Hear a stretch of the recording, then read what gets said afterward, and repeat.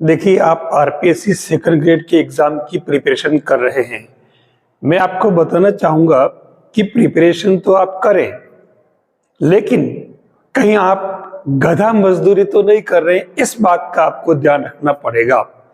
मैंने वर्ड अच्छा यूज नहीं किया है, लेकिन हमारे साथ ऐसी घटनाएं होती है, इसलिए मैं चाह रहा हूं कि आप ऐसी गलती तो नहीं कर रहे। अब ये मैंने ऐसा वर्ड क्यों यूज किया? देखिए, अगर आप सेकंड ग्रेड की प्रिपरेशन कर रहे हैं और उसमें आपने मैथ्स के सिलेबस को ठीक से देखा है, पेपर्स को ऑब्जर्व किया है पिछले वर्षों में आए हुए, तो आपको उसमें सबसे खास बात ध्यान क्या रखनी है? देखिए, आपके उसमें जो 10th और 9th की बात करें, सबसे पहले मैं बात करूं कि 9th और 10th का जो पार्ट आता है, उसमें 9th और यानी सेकेंडरी लेवल का पार्ट है, उसमें जो भी मैथ्स के सिलेबस है, यानी नंबर सिस्टम हुआ, ज्योमेट्री हुआ, पॉलिनोमियल हुआ, है ना, मेंसुरेशन हुआ, तो कुल मिलाकर के इन ये 4-5 टॉपिक ही है। अब इन टॉपिक्स को आपको पढ़ना कैसे है? अगर आप छोटे मोटे फॉर्मूले पढ़ रहे हैं, आप छोटे मोटे फॉर्मूले पर बेस्ड क्वेश्चन कर रहे हैं और आपको लग रहा है कि मैं प्रिपरेशन कर रहा हूं, तो ये प्रिपरेशन इसमें ठीक नहीं है। 10th के पार्ट की अगर बात करूं, तो इसमें आपको ध्यान रखना पड़ेगा कि जो टॉपिक दे रखे हैं, जैसे मान लो सर्कल की बात करें हम, तो वृत्त। अब वृत्त से जुड़े सारे कॉन्सेप्ट्स को आपको ठीक से स्टडी करना पड़ेगा। कैसे? उस सर्कल के बारे में एरिया हो सकता है, सरकमफेरेंस हो सकती है, मतलब परिधि, क्षेत्रफल हो सकता है, व्यास, ये सब चीजें तो कॉमन है, लेकिन इस वृत्त का संबंध किसी त्रिभुज से भी तो हो सकता है। परिगत वृत्त, या हो सकता है अंतर्गत वृत्त, अंदर वाला बनता जो वृत्त। तो उस केस में इनकी प्रॉपर्टीज क्या बन जाएगी, इनका एरिया क्या होगा, ये चीजें आपको इसमें समझनी पड़ेगी। और आप क्या करें कि बार बार जो कॉन्सेप्ट आप जिस बुक से पढ़ रहे हैं, कैसे पढ़ रहे हैं, तो वहां से आप उन टॉपिक्स को आपस में मिलान करें, उन लाइंस को, उनके कॉन्सेप्ट्स को मिलान करें और देखें कि इनमें डिफरेंस क्या है। यही तो एनालिटिकल स्टडी है। तभी आप इस पर जुड़े क्वेश्चन कर पाएंगे, चाहे गणगणाप गोला बेलन शंकु हो, चाहे त्रिभुज हो, चतुर्भुज हो, मिड वैल्यू थ्योरम हो, अपने डायलेमा हो, यूक्लिड विभाजन प्रमेय हो, नंबर सिस्टम की बाहर वाले सवाल हो, परिमेय वाले, इन सभी में आपस में मैच करते हुए क्वेश्चन निकालने, यूनिक से क्वेश्चन। इतने समय से आप पढ़ रहे हैं तो आपको ये तो आइडिया मिल ही गया होगा कि क्वेश्चंस का लेवल जो है वो किस किस क्वेश्चन में क्या रहता। कोई सिंपल क्वेश्चन जैसे कितनी बार आता है, अक्सर क्वेश्चन आता है 0.2312। अब इसमें यहां बार लगाए तो आपको इसको परिमेय के रूप में बदलना है ना। तो ये चीजें आपको पता होनी चाहिए कि ये बार आगे पीछे शिफ्ट होता है, तो उस केस में इसको कैसे सोल्व किया जाता है, वो भी समय का ध्यान रखते हुए। तो आपको ध्यान रखना पड़ेगा। एनालिटिकल स्टडी का मतलब ये हुआ कि इसके हर टॉपिक को आपस में मैच करते हुए सेलेक्टेड क्वेश्चन निकाल करके आप उसमें से पढ़े, ताकि आपके जो 9th और 10th में लगभग 20 क्वेश्चन बनते हैं आपके। ध्यान देना, ये 20 क्वेश्चन बिल्कुल सिंपल होते हैं। पैरेलल लाइंस हो सकती है, इंटरसेक्टिंग लाइन हो सकती है, एंगल बेस्ड क्वेश्चन हो सकते हैं। तो इनको आप क्या है कि आपस में मैच करते हुए और उस थ्योरी को सेट करने की कोशिश करें, ताकि आप ये क्वेश्चन सबसे इजी वे में कम समय में पूरे कर सके। मैं बताना चाहूंगा कि अगर सेकंड ग्रेड की प्रिपरेशन कर रहे हो तो सबसे पहले आपको 10th वाला पार्ट पकड़ लेना चाहिए, क्योंकि 10th वाले पार्ट में से क्वेश्चन भारी भरकम नहीं आते, सिंपल ही आते। इसलिए आपको इसकी थ्योरी ठीक से स्टडी कर लेनी चाहिए, ताकि 10th के क्वेश्चन आप इजी वे में सही कर सको। 11th 12th के जो क्वेश्चन, अगर आपने एग्जाम दिया और एक्सपीरियंस लिया हो, तो 11th 12th के क्वेश्चन कभी भी इजी मोड में नहीं पूछे जाते। ठीक है, ध्यान देना, 11th 12th से आज दिन तक कोई भी सीधे सीधे क्वेश्चन नहीं पूछे। वो जमाना गया जब आरपीएससी स्टार्ट किया था, आरपीएससी ने सेकंड ग्रेड को एमएस के, वो बात नहीं कह रहा हूँ। 2018 के बाद से तो लेवल इतना बढ़ा दिया है कि आपने पूरा कॉन्सेप्ट अगर पढ़ा है तो भी तो इस आप कर पाओगे सवाल। ठीक है, अब मैं फिर यहां पर भी यही बात कहना चाह रहा हूं कि 11th 12th का पार्ट अगर आप पढ़ते हैं, जैसे मैं एक सिंपल सी बात करूं कि ट्रिग्नोमेट्री, अब ट्रिग्नोमेट्री में आपने वही मतलब 15-20 फॉर्मूले हैं वो पढ़े और उन पर बेस्ड अगर आप क्वेश्चन करते हो लंबे चौड़े, तो फिर आप गलत दिशा में जा रहे हैं।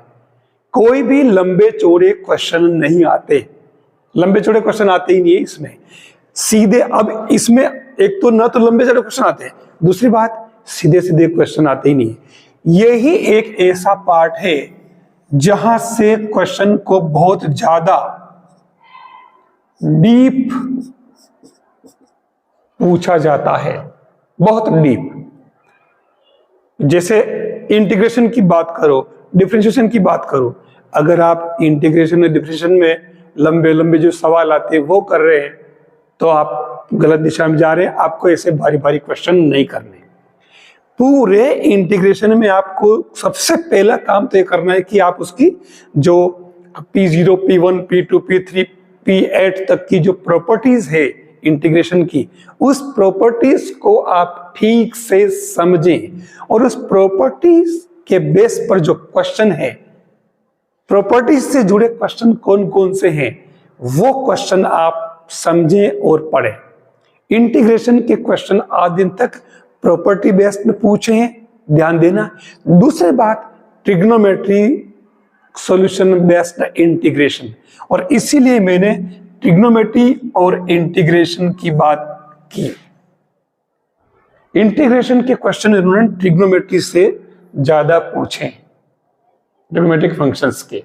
इसके अलावा एल्जेब्रिक फंक्शंस के जो आते हैं रूट वाले, जिसमें एडजस्ट करना होता है फंक्शन को, तो वैसे क्वेश्चन आप करें। ये जो 11th 12th की बुक जो चलती है, अभी अगर इनमें से एक क्वेश्चन अगर आपने किए हैं तो अच्छी बात है, वो तो करने ही है, लेकिन उन क्वेश्चन से काम नहीं चलेगा। 11th 12th में आपको बहुत डीप जाना पड़ेगा, बहुत डीप जाना पड़ेगा आपको, बहुत डीप 11th 12th में, तभी आप इसके क्वेश्चन कर पाएंगे। तो 11th 12th को आप जरूर पढ़े, तो डीप जाए तभी आप कर पाएंगे। फिर बात करूं मैं ग्रेजुएशन लेवल की, तो ग्रेजुएशन लेवल की जो मैथ्स है जिसको आप टफ समझते हैं, लेकिन ग्रेजुएशन लेवल का जो जितना भी पार्ट है उसमें आपके ज्यादा डीप क्वेश्चन नहीं आते। ध्यान देना, उसमें आप जितने भी उन बुक्स के एग्जाम्पल्स है उन एग्जाम्पल्स को बार बार करिए। एक क्वेश्चन को अगर आपने एक बार कर लिया है तो उससे काम नहीं चलेगा, और केवल मात्र एक क्वेश्चन को किया तो क्वेश्चन सोल्व करते करते उस क्वेश्चन में यूनिक खाली उसके आंसर तक पहुंच गए, वो क्वेश्चन और एक्सिलरी क्वेश्चन कितने क्रिएट करता है ये आपको समझना पड़ेगा। तो ये आप कर सकते हो, और इसमें ग्रेजुएशन में आप ज्यादा डीप जाने की जरूरत नहीं है। वहां बिल्कुल आप सरफेस लेवल के जो क्वेश्चन है उनको करें, और उन क्वेश्चन के आसपास कौन कौन सी थ्योरी के क्वेश्चन बन सकते हैं, और उसमें मैंने कहा ना बहुत ज्यादा लंबे चौड़े जाने की जरूरत नहीं है। जैसे मैं एक एग्जांपल देता हूं, एक क्वेश्चन है किसका 3D का, और उसमें है स्फेयर। देखिए इस एग्जांपल से समझना आप कैसे हम उस क्वेश्चन को सही कर सकते हैं। ये कहता है कि एक स्फेयर ये है, आपको इसका भी इक्वेशन दे रखा है। दूसरा स्फेयर आपकी एक और है, ठीक है, और वो इसको स्पर्श कर रहा है S2। देखिए क्वेश्चन कैसे पूछता है वो, और हम उसके आंसर तक कैसे पहुंचते हैं। ध्यान देना, ये दोनों स्पर्श कर रहे दूसरे को। ये पूछता है कि इसके स्पर्श बिंदु जो है ना ये वाला, इस स्पर्श बिंदु L के कोऑर्डिनेट पूछता है, आपको इसके कोऑर्डिनेट निकालने हैं। ठीक है, दोनों के इक्वेशन दे रखे हैं, वो 3D वाला x square plus Y square plus Z square plus 2ux plus 2vy plus 2wz plus d वाला, ऐसे इक्वेशन दोनों दे रखे हैं। ठीक है, अब वो क्या करेगा, L के पूछ रहा है तो स्पर्श बिंदु के कोऑर्डिनेट आप कैसे निकालोगे। यहां पर भी मैंने वही बात कही ना, गधा मजदूरी वर्सेस स्मार्ट स्टडी। कैसे, पहले चलो अपन गधा मजदूरी करते हैं, कैसे होती है। हम एक काम करते हैं, हमारे पास में दोनों सर्कल या स्फीयर के इक्वेशन दे रखे हैं, तो हम इन दोनों के केंद्र के निर्देशांक निकाल सकते हैं, मालूम है ना, -u -v -w ऐसे निकाल सकते हैं। केंद्र के कोऑर्डिनेट निकाल लिए और उसके बाद में ये जो CL C1L और C2L क्या है, दोनों रेडियस है R1 R2, तो वो भी अपन निकाल सकते हैं, u square plus v square w square minus d से, तो रेडियस भी आ गई। और उसके बाद में हमारे पास में क्या बन गई, एक लाइन बन गई C1 C2, ये L, ये आपके 2, ये 4 जो भी आया मान लो, ठीक है, कुछ भी, ये रेडियस निकाल ली अपन R1 R2, और उसके बाद इसके कोऑर्डिनेट भी इसके भी है, तो अपन विभाजन सूत्र से L के कोऑर्डिनेट निकाल सकते हैं। ये तो हुई आपके गधा मजदूरी। तो फिर स्मार्ट स्टडी में क्या कर लेंगे बताओ। अरे भाई आपके पास में ऑप्शन दे रखे हैं 1 2 3 4, इनमें कोऑर्डिनेट दे रखे हैं, तो वो कोऑर्डिनेट क्योंकि स्पर्श कर रहे हैं, तो इन दोनों गोलों के समीकरण में ये चारों कोऑर्डिनेट एक एक बार रख करके देख लो, और इनको अगर संतुष्ट जो कोऑर्डिनेट कर रहा है वही तो आपके L के कोऑर्डिनेट बन जाएंगे। ये आपके स्मार्ट स्टडी। तो मैं ये कहना चाह रहा हूं कि हमें गधा मजदूरी नहीं करनी है, हमें हर क्वेश्चन के लॉजिक के पीछे चलना पड़ेगा, हमें सॉल्यूशन से भी स्टार्ट करना पड़ेगा, हमें आंसर के क्वेश्चन की तरफ आना पड़ेगा, तभी हम ये कर पाएंगे। तो आप लॉजिकली चलें और कॉन्सेप्ट को आपस में मैच करें। आप क्या करें कि एक बुक जो होती है, उस बुक के एक कॉन्सेप्ट यहां पर है, दूसरा यहां पर है, तीसरा यहां पर है, तो आपको अलग अलग नहीं पढ़ना है। आपको क्या करना है, यहां से यहां से यहां से सब में आपस में मैच करना है कि कॉन्सेप्ट किससे जुड़ रहा है आपस में। जो क्योंकि पैराबोला है तो पैराबोला का रिलेशन जरूर इलिप्स से होगा, इलिप्स है तो इलिप्स का रिलेशन जरूर आपके हाइपरबोला से होगा, और अगर सर्कल है तो सर्कल का रिलेशन जरूर कैलकुलस से होगा, क्योंकि उसमें रेडियस ऑफ कर्वेचर है। सर्कल है तो इसका रिलेशन जरूर आपके यांत्रिकी मैकेनिक्स से होगा, गति विज्ञान, जिसमें आपके अरीय त्वरण अरीय वेग वाले पार्ट आते हैं, तो वहां पर भी तो कर्व होता है, पार्टिकल उसमें कर्व पर ही मूव करता है, तो उसके लिए अपन अभिलंब वेग, स्पर्श रेखी वेग, अरीय त्वरण, अरीय वेग, ये सब निकालते हैं। तो कुल मिलाकर के हर टॉपिक हर बुक से रिलेट रखती है, और इसलिए आपको उनसे जोड़ते हुए चलना पड़ेगा, तभी आप क्वेश्चन सही ढंग से और कम समय में कर पाओगे। इसलिए मेरा आपसे ये कहना है कि आप स्मार्ट स्टडी करने की कोशिश करें, किसी भी क्वेश्चन में गधा मजदूरी नहीं करें, लंबा चौड़ा सोल्व करने की जरूरत नहीं है आपको। और आपको जो बुक मिलती है, जो टॉपिक लेते हो, उस टॉपिक से आप पहले तय करें कि ऐसे कौन कौन से टॉपिक्स हैं जो उस टॉपिक से जुड़े सारे क्वेश्चंस को कवर करते हैं, उनको आप पहले करें। छोटे मोटे चीजें पहले पढ़ लेने से, क्योंकि छोटी मोटी चीजें तो उसमें आ जाती है, जो बड़े क्वेश्चन करोगे ना वो उसमें आ जाएगी। अगर नहीं आएगी, आपको नहीं आ रही होगी, आपने पहले छोड़ दी है, तो जब क्वेश्चन करोगे तब जरूरत पड़ेगी, तब वो चीज आपको वहां अपने आप ले जाएगी कि यार ये चीज मैंने ऐसी कौन सी जो छोड़ दी जो मिल नहीं रही, वहां वो चीज भी क्लियर हो जाएगी। इससे आपका टॉपिक कम टाइम में पूरा हो जाएगा और आपका क्वेश्चन भी सही हो जाएगा। भारी भरकम क्वेश्चन करने आपको नहीं बैठना है। सेम तरीके आपको पीजी लेवल में यूज करने हैं, और सेम तरीके आपको जो टीचिंग मेथड से उस पर भी यूज करने हैं। तो ऐसे आप स्टडी करेंगे तो आप मेरे हिसाब से अच्छा स्कोर कर पाएंगे, और कम मेहनत में बिना किसी तनाव के और बोझ ली आप पेपर जरूर बार बार एनालिसिस करें और टॉपिक के इर्द गिर्द चलें। टॉपिक को आप डायग्राम से सेट करने की कोशिश करें। हर टॉपिक को आप इस तरीके से प्रिपेयर करें कि वो फिजिकली दिखने में कैसा होगा। आपको इसको देखना है, ये संयुक्त रूप में क्या कहलाता है? ये संयुक्त रूप में कहलाता है वृत्त।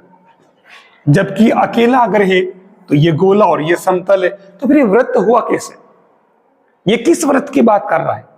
अब यहां हुआ ये कि एक गोला है और उस गोले को किसी प्लेन से इस तरीके से काटा गया है, यहां से इस तरीके से, तो उस केस में यहां पर एक सर्कल बनेगा। ये उस सर्कल की बात कर रहा है तो यहां ये प्लेन, तो ये सर्कल भी अपने आप में एक प्लेन ही तो है, क्योंकि प्लेन द्वारा काटा गया है। तो इसलिए इस चीज को आप किसी मतलब ऐसे गोल चीज को आप काटोगे तो वो एक प्लेन के रूप में तो कटेगी। तो इसको आपको फिजिकली समझना पड़ेगा, फिर आप क्वेश्चन में जाए तभी आपको समझ में आएगा कि ये रियली है क्या चीज है। तो साथियों, आप इस तरीके से पढ़ें, गधा मजदूरी नहीं करें। आप काम की चीज को पहले लें और पहले पढ़ें और उस पर डीप में जाएं, आपका क्वेश्चन सही हो जाएगा।